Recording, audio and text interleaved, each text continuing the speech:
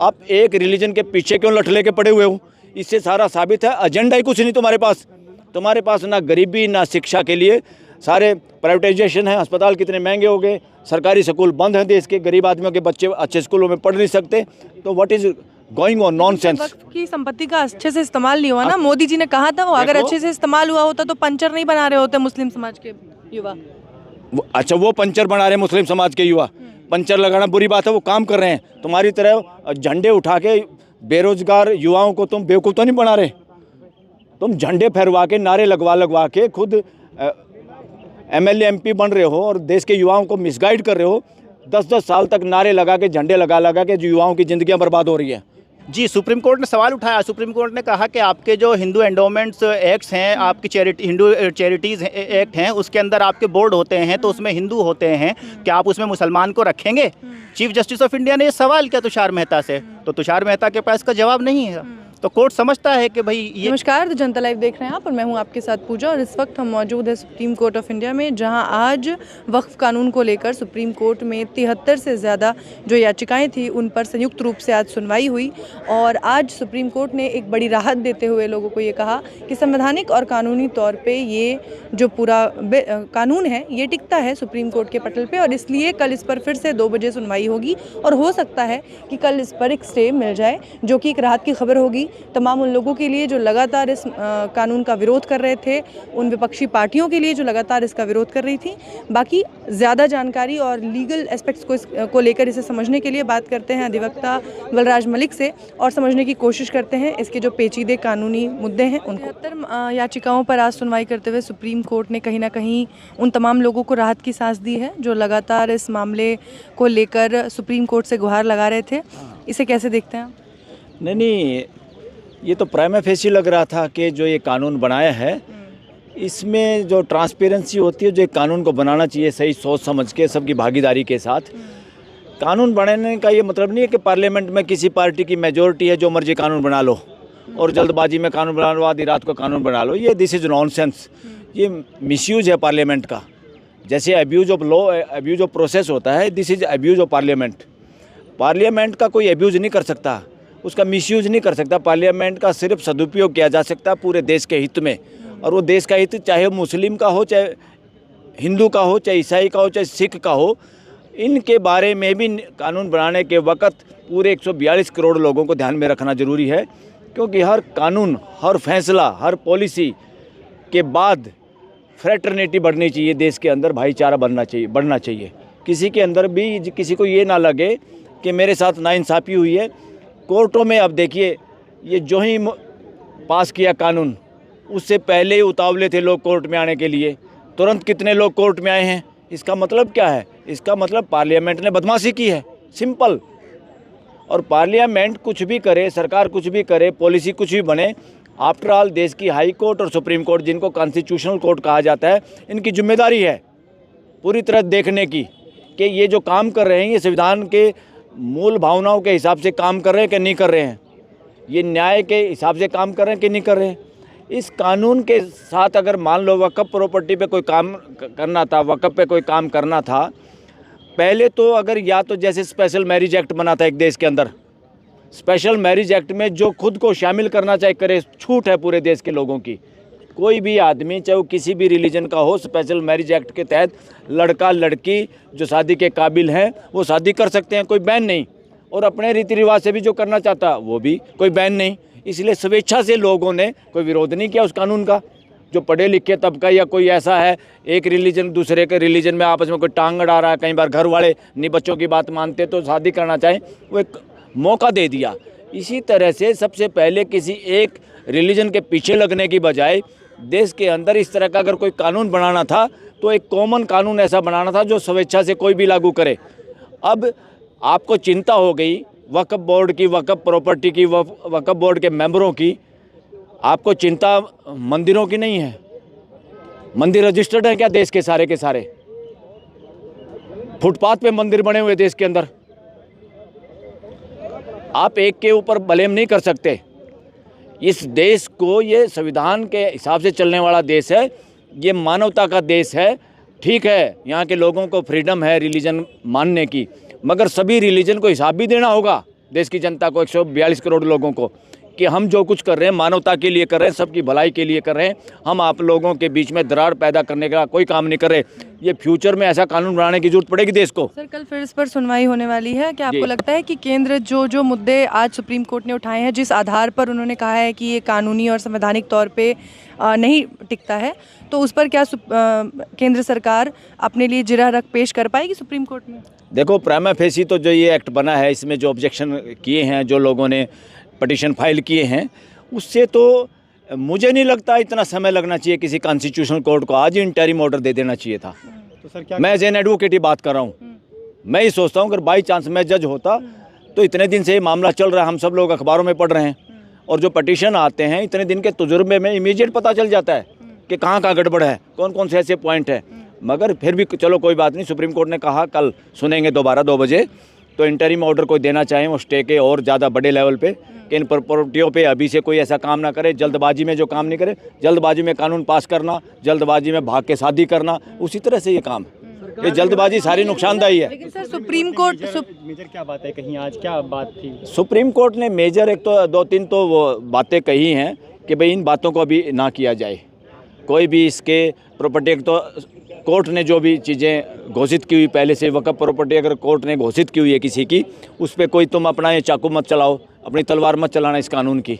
और दूसरा, जो जांच कर रहे हैं कलेक्टर, सरकारी कर्मचारी, सरकारी ऑफिसर, अधिकारी, वो जांच कर रहा है, जब तक वो जांच जूंच का कुछ नहीं कहे कि उसकी जांच में वो कोई चेंज ना करे, अभी तक कुछ इन बातों पे चेंज ना करे, अभी वो बातें वहीं पर रहेंगी। वो अपनी जांच बेशक जारी रखें, अभी फैसला नहीं ले इस बात पे। और ये सबसे बड़ा धोखा इस देश में कि कलेक्टर या डीसी किसी काम को करते हैं। कलेक्टर और डीसी प्यादा था अंग्रेजी हुकूमत का, गवर्नर जनरल के प्यादे, जैसे मदारी का बंदर होता ना, उनके जरिए इस देश में हुकूमत करते थे। वो ब्रिटिश राज था, वो एक तरह से शासन था देश में। अब ये डेमोक्रेटिक कंट्री है। डेमोक्रेटिक कंट्री में कोई राजा नहीं होता, कोई रूल नहीं होता, सिस्टम होता है, व्यवस्था होती है, मानवीय व्यवस्था, और उसके सेंटर में लोग होते हैं। वहाँ कोई Raja Rani, governor general, CM PM नहीं होता, पार्लियामेंट भी नहीं होती। सबसे केंद्र में देश के लोग होते हैं, और उस देश के लोगों के लिए जो कानून बनाया जाता है या जो कानून बनना चाहिए, वो एक बात को ध्यान में रखने के बाद बनाया जाता है, वो है फ्रेटर्निटी, भाईचारा, समाज का इकट्ठा रहना, वो ज़्यादा ज़रूरी है।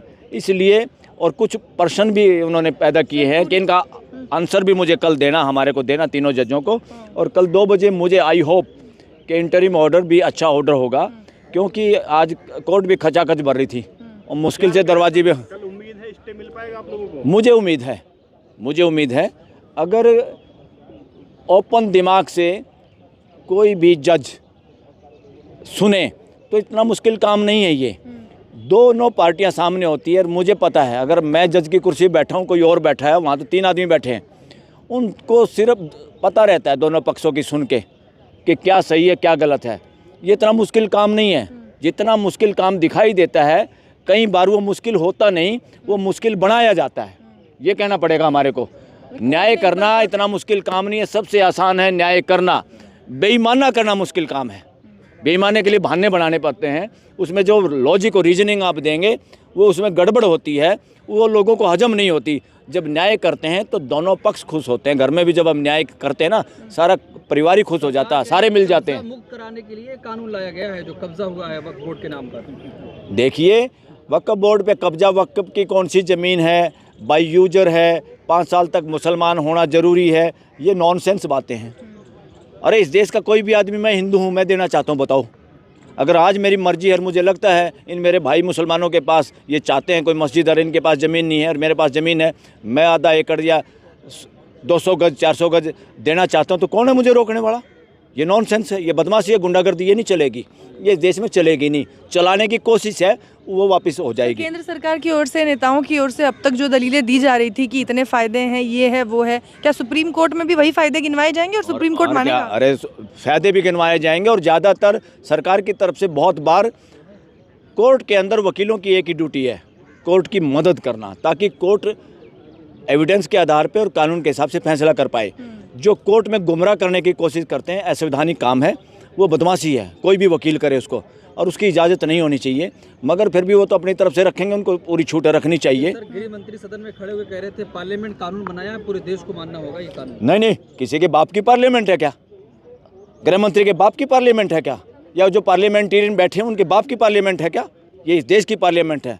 पीपल आर सुप्रीम, देश के लोग सुप्रीम हैं। वहाँ संख्या में एक आदमी ज़्यादा हो गया, MLA MP बन गया, एक आदमी ज़्यादा हो गया प्राइम मिनिस्टर बन गया, CM बन गया, या एक MP ज़्यादा हो गया और कानून पास कर लिया, उसका ये मतलब नहीं आप देश को रौंद के चलोगे। डेमोक्रेसी में नहीं चलता, ये वहाँ चलता है राजशाही में, तानाशाही में। इस देश में ना राजशाही है ना तानाशाही है, जिसको हम दफन कर चुके हैं। 1950 में इस देश में संविधान लागू हुआ। संविधान लागू होने के बाद यहाँ मानवीयता का वो है, मानवता का देश है ये।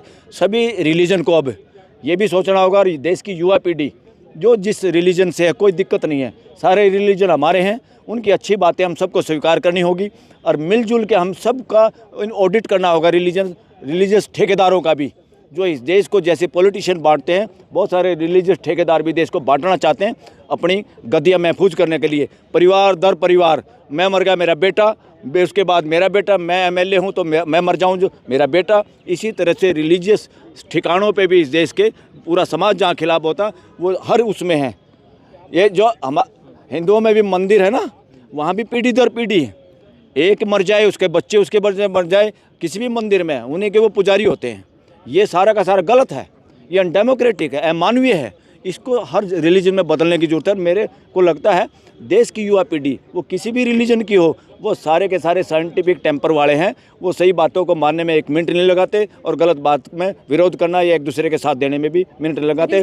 देश के युवा, इवन हिंदू, वो भी उन सब गलत बातों के विरोध में हैं जो वक्फ कानून के अंदर जानबूझ के थोपने की कोशिश है। इसलिए मेजॉरिटी रियल हिंदू सब अन्याय के खिलाफ है। पर सर, मामला अभी भी 50-50 है, केंद्र के पास पूरा समय है, वो अपनी दलीलें पेश कर सकते हैं। मैं तो ये कह रहा हूँ, केंद्र इस देश का समय बर्बाद करने के लिए है क्या? पार्लियामेंट इस देश का समय बर्बाद करने के लिए है। ये पार्लियामेंट के भी इन MPओं की तनख्वाह से पैसे काटने चाहिए। इन MPओं की तनख्वाह रोक देनी चाहिए कि तुम्हारी तनख्वाह यहाँ दो। जो देश का पैसा और समय बर्बाद हो रहा है, जहाँ पे सैकड़ों हज़ारों केस डिसाइड हो सकते थे, उस समय में तुमने एक ऐसा कानून बना दिया जिसकी वजह से सारे वकील और जज, 3 हो सकता है, 3 के बाद और ज़्यादा की कोर्ट बिठानी पड़े, और इतना समय देश का एक ही मुद्दे पे बर्बाद कर रहे हो आप लोग। इन सब की तनख्वाह रोकनी चाहिए। ऐसा समय आएगा, और सुप्रीम कोर्ट को ये सब पावर हैं। सुप्रीम कोर्ट को फ्यूचर में इस देश के स्पीकर, सभापति, इवन जरूरत पड़े तो पार्लियामेंट को कोई हाईजैक कर ले तो प्राइम मिनिस्टर को भी बर्खास्त कर देना चाहिए। जरूरत पड़े तो किसी CM को भी बर्खास्त कर देना चाहिए। क्या सर, आपको सुनवाई कर रहा था, इसके लिए संवैधानिक बेंच आएगी? हो सकता है, मगर मुझे नहीं लगता इसमें इतना कोई आने की जरूरत है। इसमें कई जो आर्टिकल है उसका सिंपल तरीके से एक आम आदमी, साधारण व्यक्ति इस देश का समझ सकता है वो वायलेशन है, वो नहीं होना चाहिए। आपको कोई कानून बनाना, पहले स्पेशल मैरिज एक्ट की तरह स्पेशल रिलीजियस एक्ट बनाओ ना, जो सब रिलीजन के लोगों पे इच्छा हो तो मानो, ना इच्छा हो तो मत मानो। आप एक रिलीजन के पीछे क्यों लठ लेके पड़े हुए हो? इससे सारा साबित है एजेंडा ही कुछ नहीं तुम्हारे पास ना गरीबी ना शिक्षा के लिए, सारे प्राइवेटाइजेशन है। अस्पताल कितने महंगे हो गए, सरकारी स्कूल बंद हैं, देश के गरीब आदमियों के बच्चे अच्छे स्कूलों में पढ़ नहीं सकते। तो what is going on, nonsense. वक्फ की संपत्ति का अच्छे से इस्तेमाल नहीं हुआ ना, मोदी जी ने कहा था वो, अगर अच्छे से इस्तेमाल हुआ होता तो पंचर नहीं बना रहे होते मुस्लिम समाज के युवा। अच्छा, वो पंचर बना रहे हैं मुस्लिम समाज के युवा। पंचर लगाना बुरी बात है, वो काम कर रहे हैं। तुम्हारी तरह झंडे उठा के बेरोजगार युवाओं को तुम बेवकूफ़ तो नहीं बना रहे। तुम झंडे फहरवा के, नारे लगवा के खुद MLA MP बन रहे हो और देश के युवाओं को मिसगाइड कर रहे हो। 10-10 साल तक नारे लगा के, झंडे लगा के जो युवाओं की ज़िंदगियाँ बर्बाद हो रही है। ये नौकरी वोकरी नहीं, बेरोजगारी और उनका मेंटल शोषण है, इसको कहेंगे मेंटल शोषण समाज के युवाओं का। कह रहे हैं कि सुप्रीम कोर्ट को दखल नहीं देना चाहिए सरकार के काम में। कौन कह रहा? विधायिका के काम में सुप्रीम कोर्ट किरण को, रिजिजू जी। न्यायपालिका को विधायिका के काम में दखल नहीं देना किसने कहा? चाहिए। किरण रिजिजू ने, उन्होंने कहा उन्हें यकीन था कि रद्द नहीं करेगी। इस मामले पे मैं कहूँगा, अगर किरण रिजिजू ने ये कहा तो वो बेवकूफ़ है।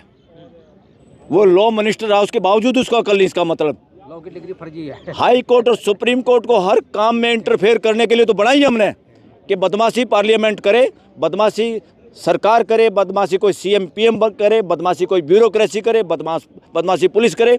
उनकी नकेल भालू की तरह नकेल कसने के लिए तो हमारी सुप्रीम कोर्ट और हाई कोर्ट है। फिर हम भी अगर न्यायपालिका के कामों में दखल देने लगे, विधायिका अगर दखल देने लगी तो ठीक नहीं होगा ना। वो कैसे दे सकते हैं? सुप्रीम कोर्ट के फैसले अगर उनको अच्छे ना लगे हो, पार्लियामेंट में दोबारा कानून बना लो। मगर वो सुप्रीम कोर्ट की नकेल नहीं कर सकते। सुप्रीम कोर्ट उनकी नकेल कर सकती, इसीलिए तो सुप्रीम कोर्ट है, न्यायालय बनाया इसलिए है। ऐसे अपने आप को राजा या तानाशाह या अपने आप को जन नेता मानने वाले जो लोग हैं, इस तरह की भाषा बोलते हैं ना, इनको ABC नहीं पता संविधान की। ये सारे के सारे शासन मानसिकता के लोग हैं, ये डेमोक्रेसी पे कब्जा किए हुए हैं ये शासन मानसिकता के। मानसिकता इनकी राजशाही की है। डेमोक्रेसी में इस तरह की भाषा कोई किरण रिजिजू जी बोल नहीं सकता, कोई भी। तो क्या लगता है विपक्ष को बड़ी जीत मिली है जो कानून आया था? इसमें विपक्ष की जीत मत करो, मतलब विपक्ष ये मुस्लिम संगठन है। नो नहीं, ये न्याय की जीत है, न्याय की। इसमें क्या विपक्ष और क्या वो, या पक्ष विपक्ष कुछ नहीं है, इस देश के लोगों की और न्याय की जीत है। तो अभी जीत और मानना न्याय ज़्यादा पूरे जल्दी देश नहीं की हो जीत जाएगा? होती है, न्याय पूरे देश की जीत होती है। एक आदमी को न्याय मिलता है, पूरे देश को न्याय मिलता सर, है। इसे एक न्याय- आदमी का न्याय मिलता है, पूरे देश के साथ अन्याय होता है। एक रिलीजन के साथ न्याय होता है तो सब रिलीजन के साथ न्याय होता है। एक के साथ अगर अन्याय हो रहा है मुस्लिम समाज के साथ, कोई अपने आप को ये ठेकेदार समझे कि मैं हिंदू और मुसलमानों का इलाज मैंने कर दिया, ऐसे ही तो बेहुदा लोगों को शिक्षित करना, इन्हीं से तो देश को बचाना। असली आतंकवादी मानसिकता तो यही है। सर, आप इसे न्याय कह रहे हैं, लेकिन इसे न्याय कहना अभी ज़्यादा जल्दबाजी नहीं किसको? होगी? इस मामले पर आप कह रहे हैं कि न्याय मिल गया है विपक्ष को। अरे न्याय इसलिए मिला, न्याय का मतलब क्या है? क्या? संविधान की जो मूल भावना है, आप कैसे कर सकते हो? आप अगर इतने अपने आप को बना रहे हो, हिंदू राष्ट्र के ठेकेदार बनते हो और मेजोरिटी के ठेकेदार हो, मेजोरिटी हम जो मर्जी कानून बना सकते हैं, तो डेमोक्रेसी मेजोरिटी का नाम नहीं होता। डेमोक्रेसी सबकी सुनने का नाम होता है। घर में डेमोक्रेसी क्या होती है? हम सबसे छोटे बच्चे से पूछ के बोलो सब्जी क्या खानी है, हम कोई वोटिंग करते हैं क्या? रोज लठ बसता क्या हमारे घर में? तो डेमोक्रेसी सबकी सुनने की और सच्ची बात को मानने की, चाहे वो छोटा बच्चा कहे, उसका नाम है डेमोक्रेसी। मेजोरिटी के नाम पे कानून बनाना, मेजोरिटी की दुहाई देना गुंडागर्दी बदमाशी है। जैसे मेरे पास 5 लठ है, तुम्हारे पास 3 लठ है, इसलिए मैं ताकतशाली। This is nonsense on the part of all such type of leaders and parliamentarians who speak this language. Supreme Court तो आज ही डिक्टेट कर रहा था इंटरिम ऑर्डर, इंटरिम रिलीफ जो है सुप्रीम कोर्ट हमें 3 पॉइंट के ऊपर दे रहा है। वो एग्री हो गया है कि ये जो है कानून में कुछ गलत है, ये कॉन्स्टिट्यूशन के भी खिलाफ है और मुसलमानों को ऑप्रेस करने वाला भी है। उसमें 3 पॉइंट्स जो है वो रेज़ किए और उन्हीं पॉइंट्स को लेकर के इंटरिम ऑर्डर हमें दे रहा था। कौन से 3 पॉइंट्स हैं सर? जी, पहला 3 पॉइंट ये है कि जो भी लैंड है, चाहे वो रजिस्टर्ड हो वक्फ या फिर वक्फ बाय यूज़र हो, उनको कोर्ट गवर्नमेंट डी नोटिफाई नहीं करेगी, उनको डी नोटिफाई नहीं करेगी, उनका वक्फ का नेचर है वो बना रहेगा। पहला रिलीफ जो है वो कोर्ट हमें दे रहा था आज ये। दूसरा जो है ये कि जो बोर्ड के अंदर आपने लिखे हैं कि इसके अंदर नॉन मुस्लिम भी जो होंगे मेंबर, एक्स ऑफिशियो मेंबर्स को छोड़ के बाकी कोई भी नॉन मुस्लिम नहीं होगा, वो सब मुस्लिम होंगे। ये दूसरा रिलीफ हमें कोर्ट दे रहा था। तीसरा रिलीफ कोर्ट ने ये कहा कि जो कलेक्टर है, कलेक्टर अपनी कार्यवाही कर सकता है, वो इंस्पेक्शन कर सकता है, लेकिन कोई भी एक्शन करने से पहले, कुछ भी करने से पहले वो हमें कोर्ट में आके हमारी परमिशन लेगा। यानी कि जब तक केस पेंडिंग है सुप्रीम कोर्ट में आके परमिशन लेगा। तो यही चीज़ मेजर चीज़ें थी जिससे हम लोग परेशान थे, जिसको हमने कोर्ट में मेजरली चैलेंज किया था। और इन तीनों चीज़ों के ऊपर कोर्ट जो है वो एग्री है हमें इंटरिम रिलीफ देने पर भी।